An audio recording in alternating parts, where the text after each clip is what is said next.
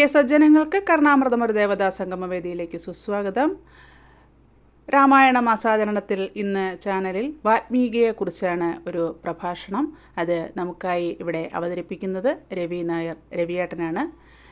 രവിയേട്ടനെ ഈ വേദിയിലേക്ക് സുസ്വാഗതം ചെയ്യുന്നു. എല്ലാ പ്രിയമിത്രങ്ങളും ഇത് കേൾക്കണം. ഭഗവാന്റെ അനുഗ്രഹം എല്ലാവർക്കും ഉണ്ടാകട്ടെ എന്ന പ്രാർത്ഥനയോടെ. രാമായണം വായിച്ചും കേട്ടും പുണ്യം നുകരുവാൻ വീണ്ടും കർക്കിടകം പിറന്നു. പഞ്ഞക്കർക്കിടകം രാമായണ മാസമായതിന് പിന്നിൽ ഭാഷാപിതാവും മഹാകവിയുമായ തുഞ്ചത്ത് എഴുത്തച്ഛനോടാണ് നമുക്ക് നന്ദി പറയേണ്ടത്. തിരിമുറിയാതെ പെയ്യുന്ന മഴ ഭൂമിയെ തണുപ്പിക്കുമ്പോൾ ഉൾത്താപം കുറയ്ക്കുവാനും മനസ്സിനെ സത്ചിന്തകളിലേക്ക് നയിക്കുവാനും രാമായണ വായനയ്ക്ക് കഴിയുന്നു. കഥനം പോലെ തന്നെ ശ്രവണവും മനസ്സിന് ഭക്തിയും മുക്തിയും നൽകുന്നു.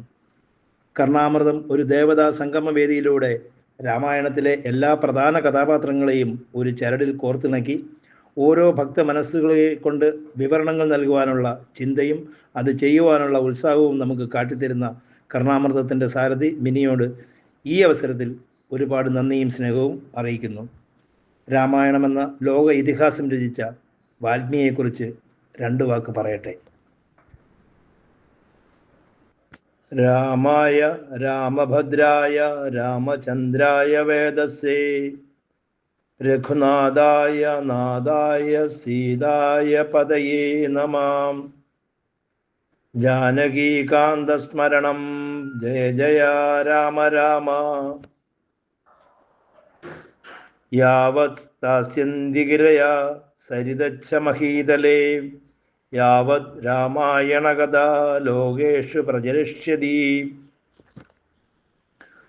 അതെ, ഭൂമിയും പർവ്വതങ്ങളും നദികളുമുള്ള കാലത്തോളം രാമായണ കഥയും ജനങ്ങൾക്കിടയിൽ പ്രചരിച്ചുകൊണ്ടേയിരിക്കും. ഭാരതം കണ്ട ഏറ്റവും വലിയ ഇതിഹാസമാണ് രാമായണം. രാമന്റെ അയനം രാമായണം. ഭാരത ചരിത്രത്തിലെ പതിവ്രതാ രത്നമായ സീതയുടെ കഥ പറയുന്ന രാമായണം ലോകത്തിലെ ഏറ്റവും വലിയ വേദാന്ത ദർശനമായ കൃതിയാണ് രാമായണം. ആ മഹത്കൃതി എഴുതിയ മഹാത്മാവാണ് വാൽമീകി.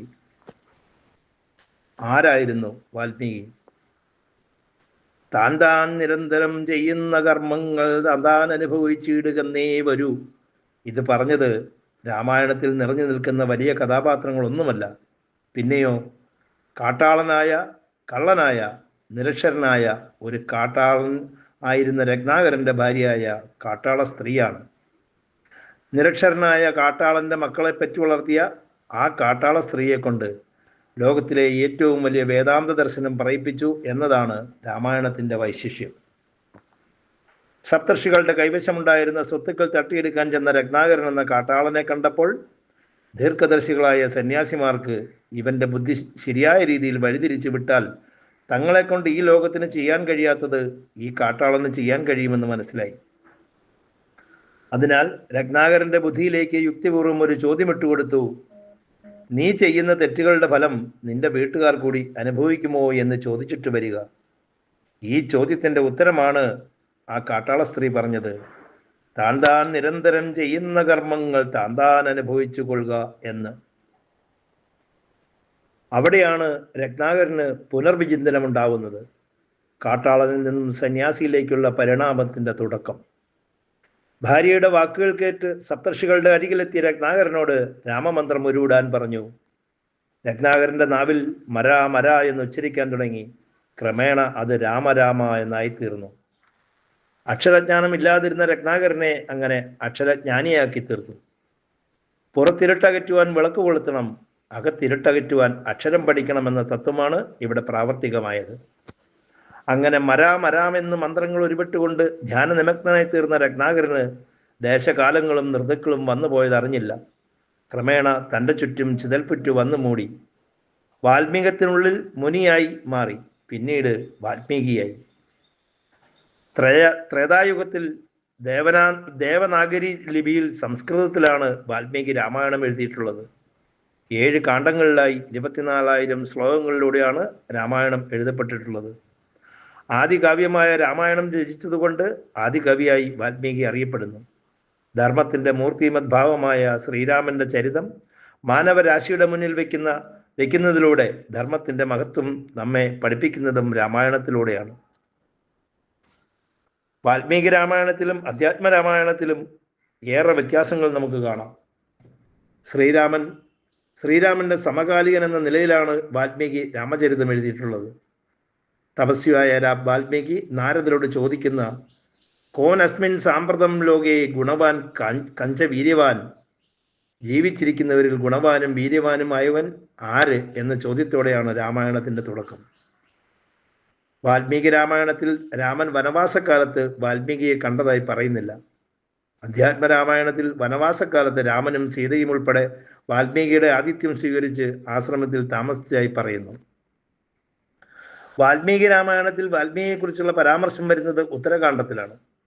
സീതയെ ഉപേക്ഷിക്കാൻ തീർച്ചയാക്കിയ ശ്രീരാമൻ ലക്ഷ്മണനെ വിളിച്ച് സീതയെ ഗംഗാനദിക്ക് അക്കരെ തമസാ നദിയുടെ തീരത്തുള്ള വാൽമീകിയുടെ ആശ്രമത്തിന് സമീപം കൊണ്ടുവിടുക എന്ന് പറയുന്നു. സീതയെ കാട്ടിൽ ഉപേക്ഷിക്കുമ്പോഴും രാമൻ അറിയാമായിരുന്നു സീതയും അവൾക്ക് പിറക്കാൻ പോകുന്ന കുട്ടികളും വാൽമീകിയുടെ ആശ്രമത്തിൽ സുരക്ഷിതരായിരിക്കും എന്ന്.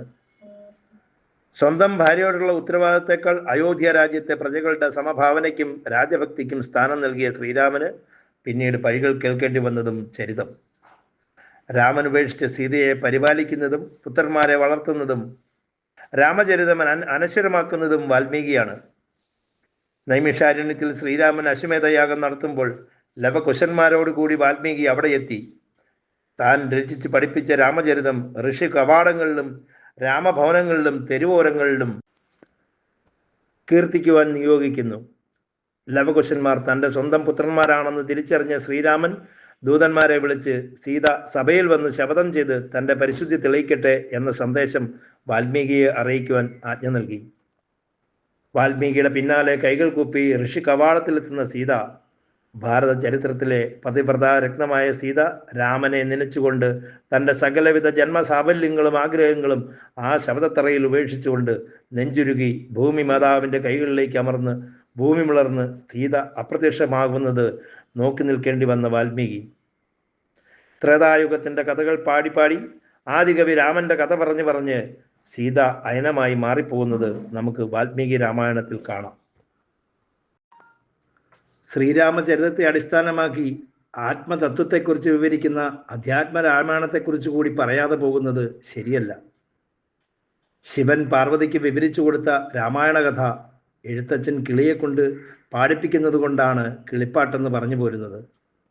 ശ്രീരാമന്റെ ജനനവും ബാല്യവും ബാലകാണ്ഡത്തിലും രാമന്റെ വനവാസത്തിലേക്ക് നയിക്കുന്ന സംഭവ വികാസങ്ങൾ അയോധ്യാകാണ്ഡത്തിലും, ആരണ്യകത്തിലെ ജീവിതവും സീതാപഹരണവും ആരണ്യകാണ്ഡത്തിലും, സുഗ്രീവാദികളുമായുള്ള സൗഹൃദവും ബാലീനിഗ്രഹവും കിഷ്കിന്ധാകാണ്ഡത്തിലും, ഹനുമാന്റെ ലങ്കാപ്രവേശനവും ലങ്കാദഹനവും സുന്ദരകാണ്ഡത്തിലും, രാമൻ രാവണനെ വധിക്കുന്നതും രാമജയവും യുദ്ധകാണ്ഡത്തിലുമായി 6 കാണ്ഡങ്ങളിലൂടെ അധ്യാത്മരാമായണം നമുക്ക് വിവരിച്ചു തരുന്നു. വാൽമീകി രാമായണം ശ്രീരാമചന്ദ്രൻ്റെ കഥയാണ് വർണ്ണിക്കുന്നതെങ്കിൽ അധ്യാത്മരാമായണം ശരിക്കും ഒരു ഭഗവത്ഗീതയാണ്. അത്രയധികം സ്തുതികളാണ് അധ്യാത്മരാമായണത്തിലുള്ളത്.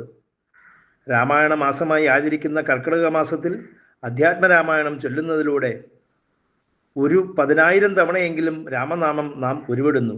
അത്രയധികം സ്തുതികൾ എഴുത്തച്ഛൻ അധ്യാത്മരാമായണത്തിൽ ഉൾപ്പെടുത്തിയിരിക്കുന്നു.